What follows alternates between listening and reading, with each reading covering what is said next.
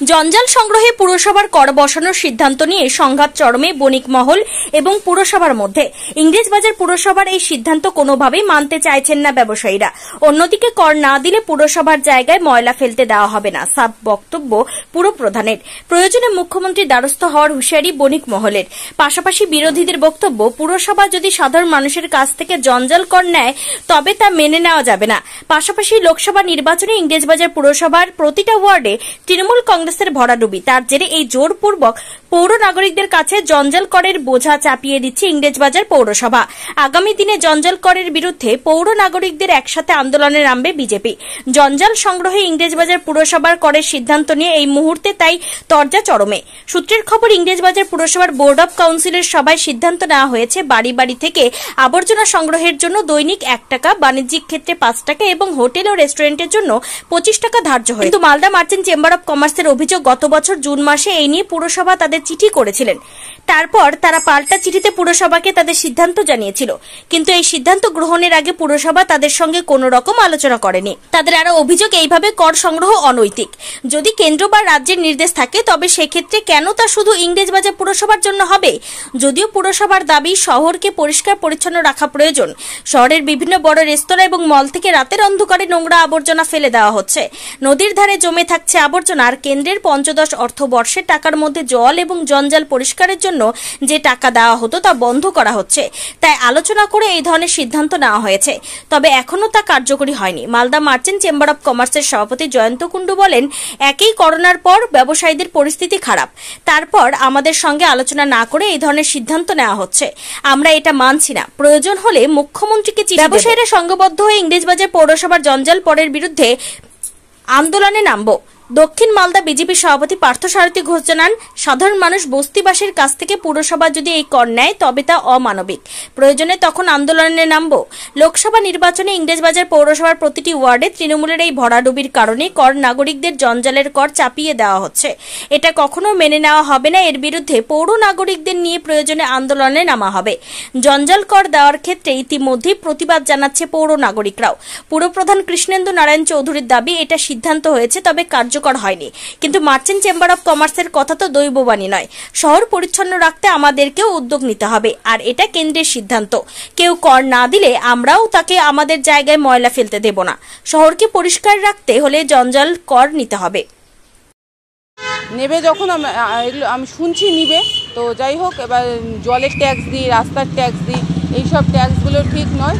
তো আমরা হচ্ছে যে এইসব ব্যাপার নিয়ে প্রতিবাদ জানাবো। আমরা সব নাগরিকরা মিলে যদি দরকার পড়ে আমরা ওনার সাথে দেখা করব এবং যাতে ট্যাক্স না নেয় তার জন্য আমরা আবেদন করব। কোনো জায়গায় শোনা যায়নি, প্রথম আমরা শুনছি, তো এগুলো ঠিক নয়।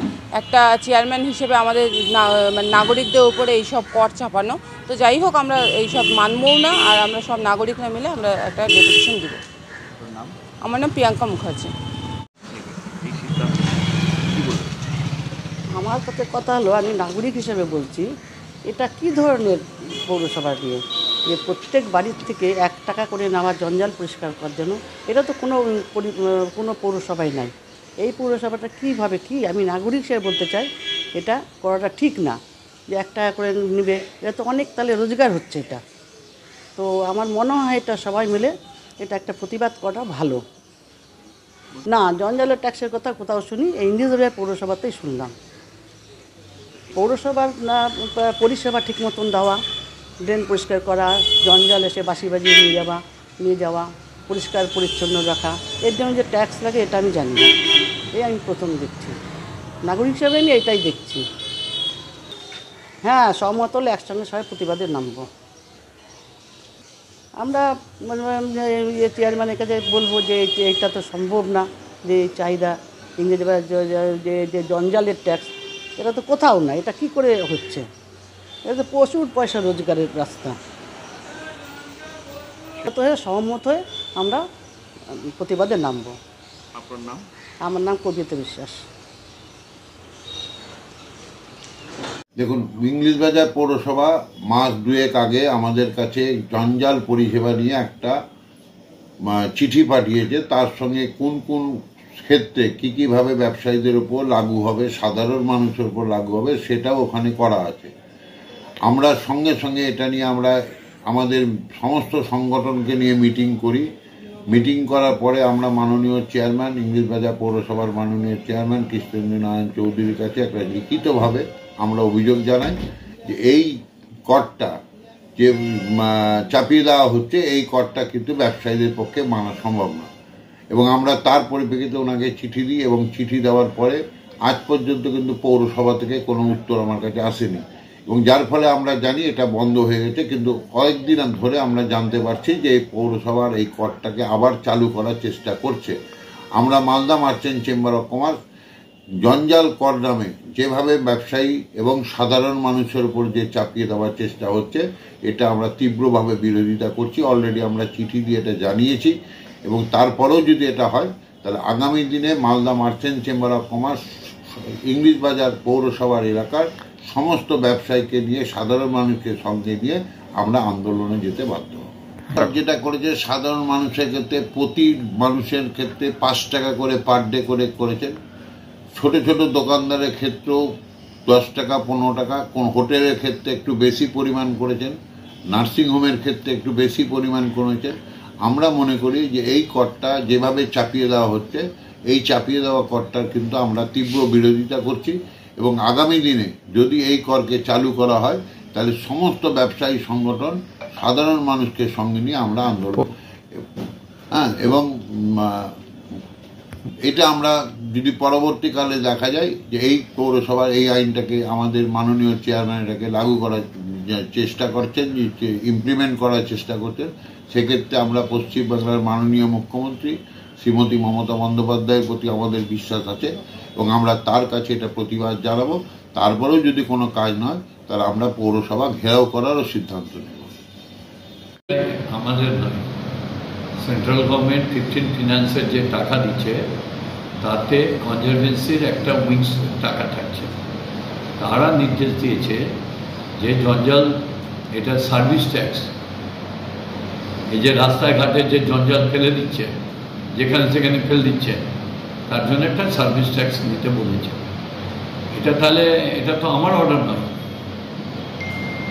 আমরা বোর্ড অফ কাউন্সিলসে আলোচনা করেছি, ন্যূনতম যে নেওয়ার দরকার সেটা নেওয়া যায় কিনা এটা নিয়ে আলোচনা করেছি। এখনও আমরা সেইভাবে প্রস্তুতি নিতে পারিনি।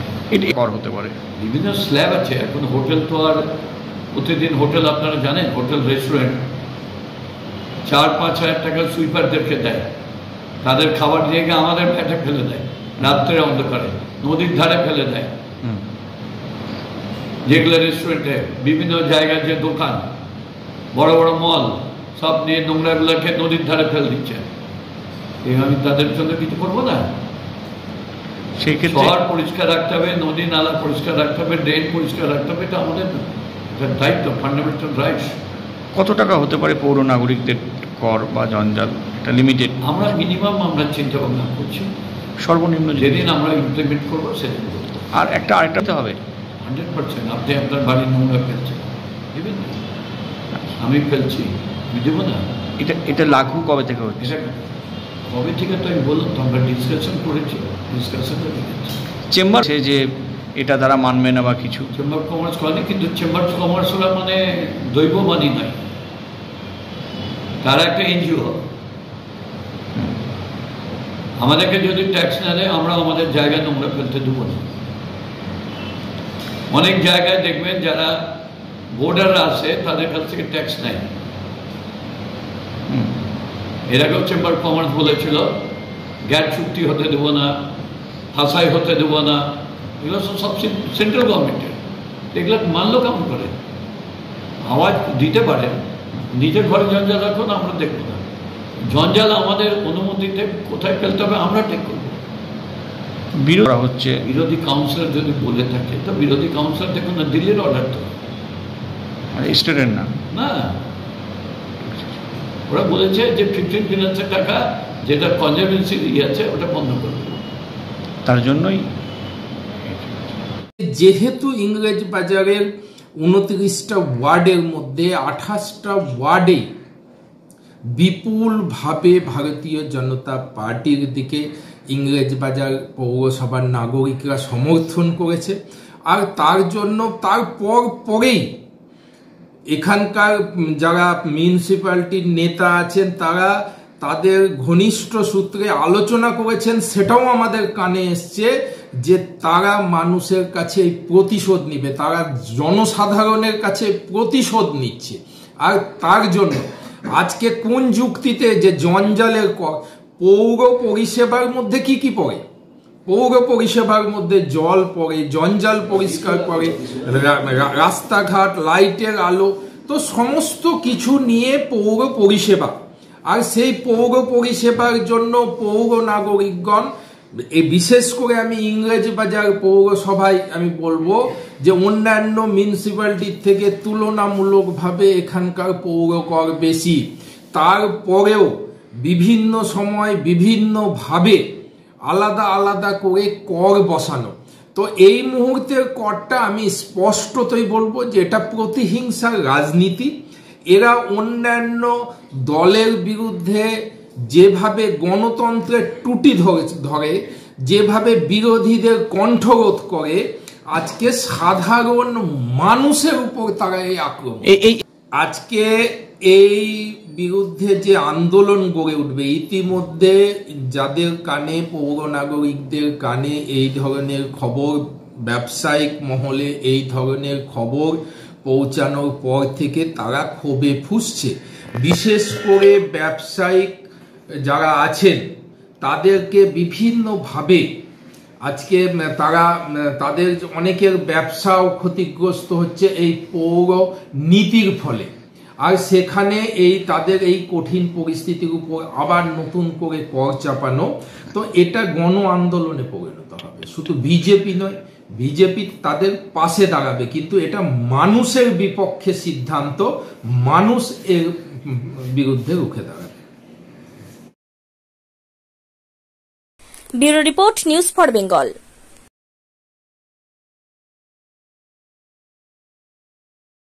This channel does not promote or encourage any illegal activities. All contents provided by this channel is meant for educational purpose only.